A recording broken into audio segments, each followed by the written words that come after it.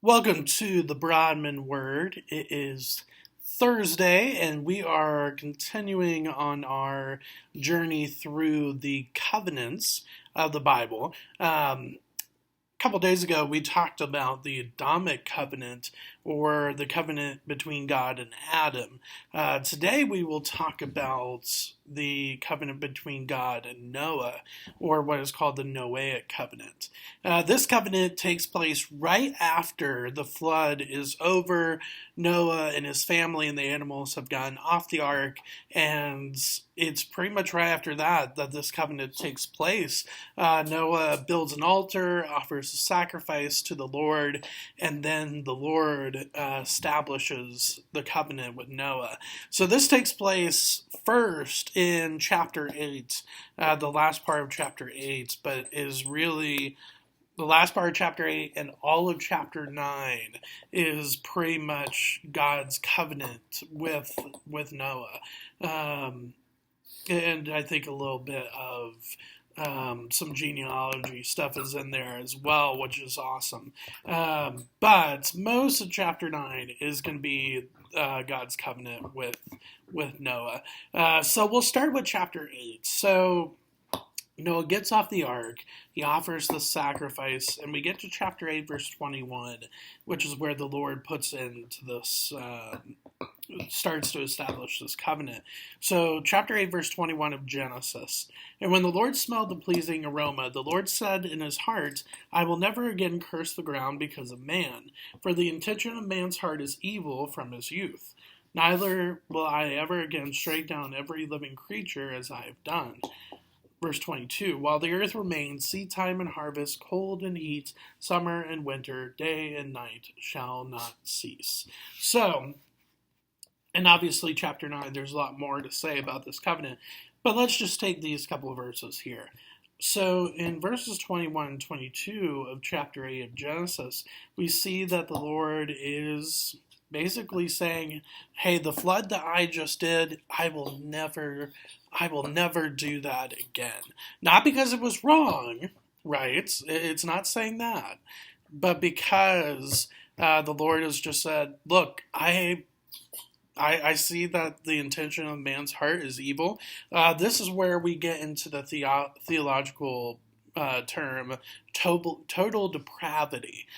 So the fact that we as sinful human beings are sinful from birth because of Adam's sin in Genesis chapter 3, which he then passed on to every single person that has ever lived. That is total depravity. So when verse 21 of chapter 8 says, I will never again curse the ground because of man, for the intention of man's heart is evil from his youth.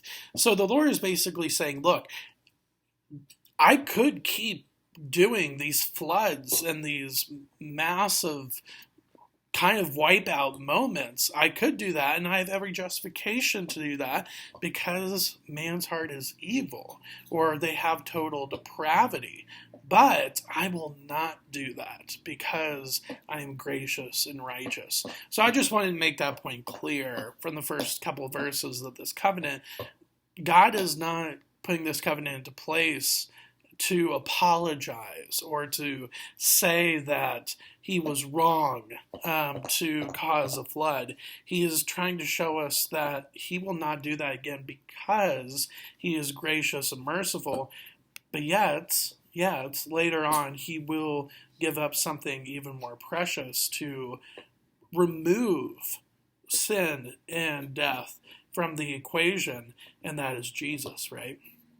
So now we move into chapter 9, and chapter 9, most of chapter 9 really goes into depth on more of this covenant. So this idea that God is merciful and gracious, and that he will not cause another flood. So let's get into that. One big thing that I see from the get-go in chapter 9 is it starts off very similar to the Adamic covenant at the end of chapter 1 in Genesis. Verse 1 of chapter 9. And God blessed Noah and his sons, said to them, be fruitful and multiply and fill the earth. And you're thinking to yourself, okay, we've already heard this. How is this different from the Adamic covenant? Well, look at what comes next in verse 2, really right away. Verse 2, the fear of you and the dread of you shall be upon every beast of the earth, and upon every bird of the heavens, upon everything that creeps on the ground, and all the fish of the sea. Into your hand they are delivered. In the Adamic covenant, it is about stewardship. It is about dominion over the things that God created. Whereas here in verse 2, it shows how when we go out into the woods and deer see us and they run away, that fear of us, this is where it comes from. And now, that doesn't mean that we should just go out and just kill every animal that we see or not steward them. No, we're still supposed to, but God is telling us that, hey, part of your dominion, part of they will be scared of you for that reason. The animals will. So verse 3, every moving thing that lives shall be food for you, and as I gave you the green plants, I give you everything. I think that's important to see in verse 3, that the Lord is saying, listen, from the get-go, the plan was not for you to eat the animals that I created. It was not the plan in the perfect world, but then sin came and death came. And with death being the thing, that is where we see it now, that animals die, we can eat them as food, knowing that they die because of sin and death that entered into the world in Genesis chapter 3. But then we see a very specific clause here when it comes to the eating of the animals in verse 4 that really goes down to through verse 6. But you shall not eat flesh with its life, that is its blood. And for your lifeblood I will require a reckoning. From every beast I will require it, and from his fellow man I will require a reckoning for the life of man. Whoever sheds the blood of man, by man shall his blood be shed. For God made man in his own image. And this goes really back to Cain and Abel in Genesis chapter 4, where we see the first murder committed. This is what it goes back to. And this is, I think, where capital punishment comes into play, because we see the value and the importance of human life. And if you take that human life with hatred in your heart, whoever sheds the blood of man, I don't think that means like doctor assisted or, taking somebody off of a ventilator when they're in coma. I don't think that's what it means. I think he's talking about cold-blooded murder. I think that's what he's referring to in verse 6. So when it comes to that, I think that's where we see that. And then he goes right back in verse 7, and you be fruitful and multiply, increase greatly on the earth and multiply in it. So there is a little bit of difference between the Adamic covenant and the Noahic covenant when it comes to what is said.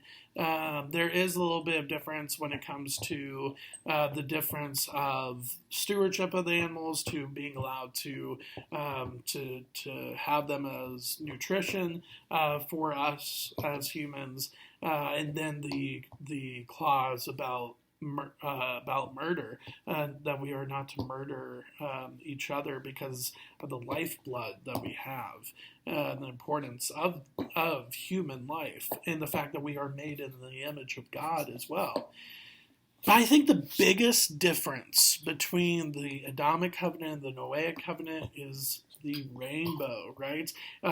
So in chapter 9, we see in verse 12, and God said, this is the sign of the covenant that I make between me and you and every living creature that is with you for all future generations.